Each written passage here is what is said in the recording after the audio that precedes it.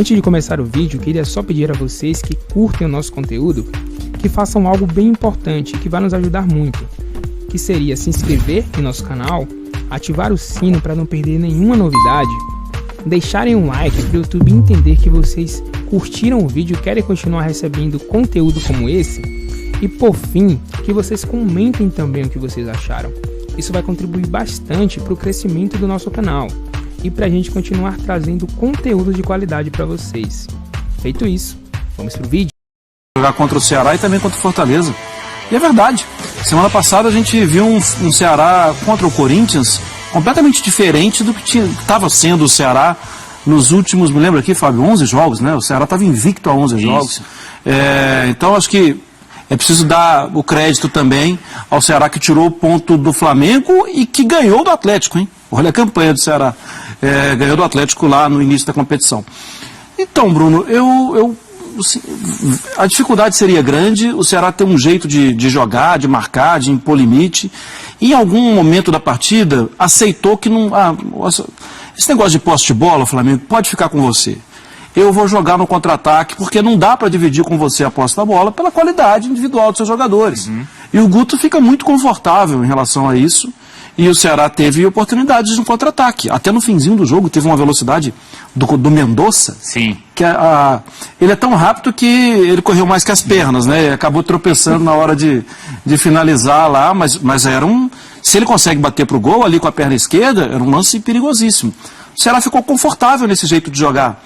O Flamengo criou muitas situações, se não me engano 16, 17 finalizações. Mas esse seria o jogo mesmo. Do Flamengo tentando mais e o Ceará atento para uma jogada ou outra de contra-ataque. Também concordo com o Zinho, acho que foi um bom jogo. Mas nessa de muitas finalizações e só um gol, tem a questão do Pedro.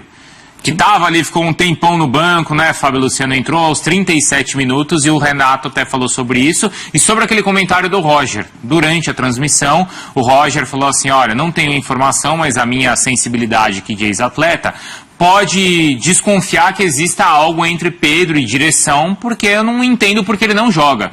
E aí o Renato respondeu. O que você achou, Fábio? Bruno, eu vou ficar com a colocação do Renato, né? Com todo o respeito ao Roger também, mas é o Renato que está no dia a dia de trabalho. Eu não consigo ver uma ordem da diretoria para você não colocar um jogador da qualidade do Pedro, né? Porque aí estariam remando contra os objetivos que o Flamengo tem dentro das competições. É estranho o Pedro ficar fora, isso é estranho. O Pedro poderia começar o jogo ao lado do Gabigol, o Pedro poderia entrar no segundo tempo, ter mais tempo para poder jogar. Eu concordo plenamente com o que o Zinho colocou. O Renato ele mexe em 4 posições ao mesmo tempo, então ele desfigura um pouco a equipe e a gente não consegue nem cobrar do Pedro uma melhor atuação, até porque os meninos que entraram também precisariam de um pouco mais de tempo para conseguir entregar dentro desse jogo. Talvez tenha sido uma decisão errada do Renato, né? Essa opção do Pedro entrar somente no final, até porque o Pedro é um jogador importante quando você precisa buscar um resultado, mas imaginar que a diretoria do Flamengo está cobrando o Renato para que o Pedro não entre, isso seria de uma burrice gigantesca, né? Seria, como eu disse, lutar contra os interesses do Flamengo. Mas você acha que a direção não faz isso ou o Renato não aceitaria? Eu acho que a direção... Então, houve uma colocação do Roger e uma suposição. Então a gente está trabalhando com suposição, né?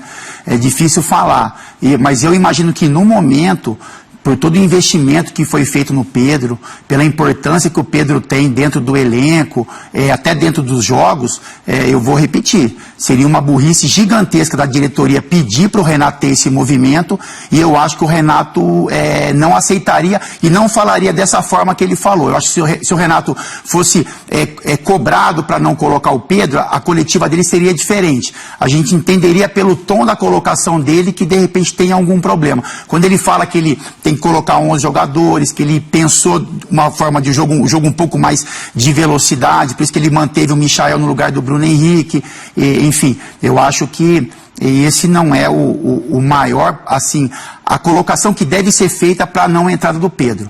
Eu acho que pode ter sido um movimento errado do Renato, mas não um movimento de diretoria. O Renato levou na boa a história ali, né, Zinho? Brincou, falou, o Roger tá ruim de feeling, pelo menos o Renato não ficou bravo, assim, tentou levar na boa, Zinho.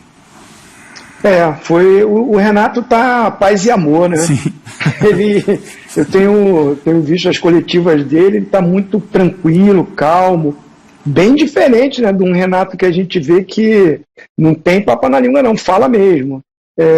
Olha, eu, né, até eticamente falar de companheiro, né, de um cara que faz a mesma função que a minha, não é legal, mas já que foi citado o nome, na hora mesmo que eu ouvi o comentário, estava assistindo o jogo, eu já discordei ali na hora. Na hora, não tem nada a ver, né? Eu conheço a diretoria do Flamengo, aí é informação, tá? Não é feeling, não. Assim, a diretoria tomou uma decisão de não liberar o jogador para a Olimpíada porque queria contar com o jogador. Como é que ela vai agora pedir para ele não jogar? Exatamente. Não tem lógica isso. Se eu deixo de autorizar, não autorizo a ida do meu atleta para uma Olimpíada que ele pode ganhar uma medalha de ouro, que ele vai ser titular, que ele vai ser valorizado, que vai até render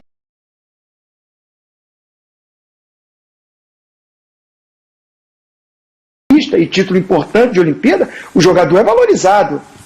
E se ele vai bem lá, ele poderia estar na seleção principal. Tanto é que o Richarlison está, o Matheus Cunha está, o Bruno Guimarães está, né? o Daniel Alves está, o Arana está, todo mundo estava na Olimpíada. Então não tem lógica isso. Assim, a diretoria do Flamengo trabalha muito séria, ela no seu direito não liberou o atleta, eu até não concordei, sim, porque o jogador não ia ser aproveitado e não foi no Flamengo, por muitas partidas. O Renato até diz que deu muita chance, eu não vejo por esse lado. De todos os jogadores de banco, de ataque, o que teve menos chance foi o Pedro, o Michael foi recuperado, o Vitinho foi recuperado, com mais minutagem de jogo, e o Pedro não. Por quê? Aí vai o feeling do treinador, tá? Porque eu fiz curso de treinador e trabalhei como treinador. O Renato tem uma característica de jogo. Ele joga com 2 jogadores de lado de campo. Ele não gosta de jogar com 2 centroavantes. É o estilo dele, por onde ele passou. E nessa disputa, ele acabou de falar, pode ser que em algum jogo, ou em algum momento do jogo, eu vou jogar com os 2. Mas vai ser a maioria das vezes Gabigol, que é o titular, que é o cara que quebra recorde, que é o cara de confiança do Renato Gaúcho, que ele se identifica. Então o espaço para o Pedro diminuiu com o Renato. Não é porque diretoria falou ou não falou. Então eu não concordei. Eu acho que o Renato fez a colocação certa, foi até educado, e eu acho que assim, é estratégia de jogo dele. Ele gosta de jogar com um homem só na frente. E o Pedro com o Gabigol é o titular pro Renato. Gente, outra coisa que o Renato nem usou como argumento e poderia ter usado. O Pedro foi titular no jogo passado. Quando não estava com 100% de condições. Lembra que o Renato precisou falar assim? Gente, o Pedro jogou no sacrifício, que ele ainda está com problema no tornozelo. O Gabigol estava suspenso, protegeu o Pedro, né? na entrevista. O Gabigol estava suspenso, mas a gente até imaginava, sem o Gabigol e com o Pedro ainda se recuperando, talvez jogue Bruno Henrique. Mais adiantado, sim. Mas não, o Renato escalou o Pedro, mesmo ainda não recuperado totalmente da lesão. E essa observação do Zinho, ela é altamente pertinente, porque se a gente observar, o Grêmio durante tanto tempo, Alisson, sempre por um lado. Uhum. E aí vinha PP, Ferreirinha, assim, diversos outros. Pedro Rocha antes. Sempre um atacante, Cebolinha, eu estava esquecendo só do Cebolinha. Sempre um atacante e 2 de lado. O Alisson mais, né, ajudando. Mas hoje era para o Pedro ter entrado antes? Eu acho que ele poderia ter entrado antes. Vamos lá, se a gente vai até para uma questão mais física, o Gabigol hoje ele jogou para dividir com o Messias e com o Luiz Otávio é barra pesada. Tanto que quando sai o gol, a jogada foi bem trabalhada, foi rápida, e o Messias afundou muito. Aí o Vitinho teve espaço para jogar. Mas a preocupação para jogar com o Gabigol ali seria, alguém tinha que dividir mais. Uhum. Porque os dois no jogo físico, os dois são zagueiros, são difíceis. Ganhar dos dois ali na física, ainda mais com o Gabigol, né, que é um jogador mais baixinho. Seria complicado. Então eu acho que em algum momento, e até pela a proteção do meio, era a proteção do William hoje, né? O Lima ajuda muito, o Sobral ajuda muito, mas era um protegendo mais. Então, acho que se tivesse um outro atacante com o Gabigol, não é no lugar do Gabigol não, com o Gabigol ficaria mais difícil para a dupla de zaga. Você também acha, Fábio? Concordo. Poderia ter entrado antes? Sim, com certeza. Junto com o Gabigol? Sim, junto com o Gabigol, eu acho. Eu acho que ele poderia optar por um tempo maior do Pedro ao lado do Gabigol, não substituí-lo e aí manter quase a mesma formação que o Flamengo estava jogando, né? Até porque, como o Marra falou, né, o Ceará ele dificultou muito o jogo do Flamengo hoje pela vitalidade, né, no combate realmente do mano a mano. Então as bolas aéreas, as bolas de... Tanto que o gol do Ceará sai numa bola dividida, né? O jogador do Ceará acaba dividindo com o Diego e roubando a bola. Então o Ceará colocou na cabeça isso. O Flamengo tem mais qualidade, vai ficar com a bola o maior número de tempo, mas quando a gente puder combater com o Flamengo, a gente vai combater. Então seria interessante para o Renato esse movimento de colocar o Pedro, na minha opinião, um pouco antes e ao lado do Gabigol. E com relação ao Michael também, né, assim, fazer uma colocação, porque o Michael ele deu muito trabalho para o sistema defensivo na velocidade, mas é um jogador que, assim como a gente falou do Vinícius no início do programa, é um atleta que precisa aprimorar muito esse passe, essa jogada final, né? Uhum. Seja o arremate, seja o achar o companheiro melhor posicionado, e o Flamengo sentiu muita falta disso hoje. Então o Michael teve um lance do Gabigol, que o Gabigol puxa a marcação, né, vem como um armador e coloca o Michael na cara do gol, ele acaba perdendo a chance. Às vezes que o Michael teve ali de velocidade, ele conseguiu passar pelos zagueiros, mas não conseguiu fazer o passe de qualidade para o companheiro fazer o gol.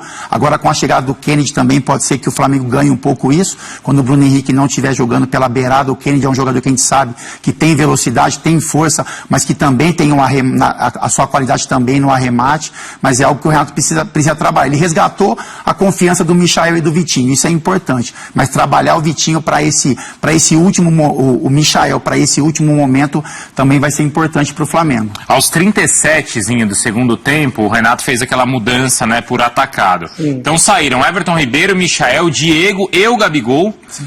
E entraram Gustavo Henrique, Max, Lázaro e Pedro. Ele errou nesse combozinho?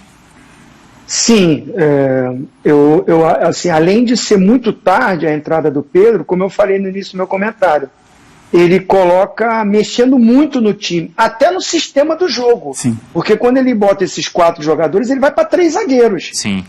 Fica Gustavo Henrique, né, o Léo Pereira e o Bruno Viana. O garoto Bruno Viana. Aí ele adianta os alas, dá um pouquinho mais de liberdade para o Felipe Luiz, para o Mateuzinho. Só que tem a contusão do Léo Pereira, ele tem que mexer de novo. Isso, mexer de novo. Ele teve que botar, né, o Rodilindo. E aí mexe demais o time. E faltando muito pouco tempo para terminar, não dava tempo desse encaixe de novo sistema de jogo, com os jogadores ainda não estão no ritmo do jogo, estão frios ainda. Então, como vocês falaram, eu já colocaria um pouco antes o Pedro, sem mexer muito no time. E olha, aqui eu vou falar um negócio, eu tiraria o Everton Ribeiro, que não estava fazendo um grande jogo, porque o Michael estava dando velocidade, o Vitinho era o homem da finalização, do chute. Então eu tiraria até o protagonista, o craque, que é o Everton Ribeiro, que não estava fazendo um grande jogo, tiraria o Vitinho por um lado, o Michael do outro, e o Pedro com o Gabigol. Sim. O Gabigol ia movimentar mais e deixa o Pedro lá em cima dos zagueiros. Então, nesse ponto, eu acho que o Renato errou. Porque aí o Everton Ribeiro acho que não foi brilhante, o Diego talvez também não, né? Sim.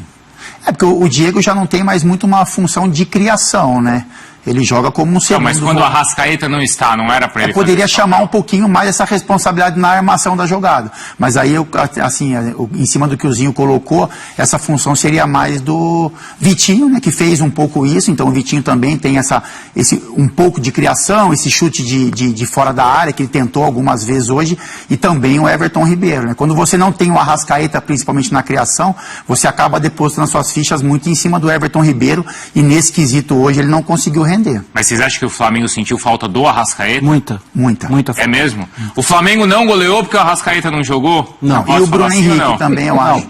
Eu acho que o Zinho gostou. O Ceará do outro lado também. Isso também, muito. Mas sentiu falta do Arrascaeta? Muita. Teve um lance que eu até... E do Bruno Henrique, né? Do Bruno Henrique, Teve um lance, acho que aos 16 minutos, que eu até pedi pro pessoal, olha, temos que ver esse lance de novo. Do Diego na intermediária, com algum espaço, e o Gabigol no meio dos 2 laterais e os 2 zagueiros. O que o Diego fez? Botou a bola na área para achar o Gabigol. Não é culpa do Diego, é a ausência do Arrascaeta. É alguém para chegar com ele e falar, põe aqui, põe em mim aqui, vamos junto. E aí o Diego meio que com a bola ali, falou, vou tentar dar uma solução, né? Perdeu a posse da bola, porque o Ceará recuperou.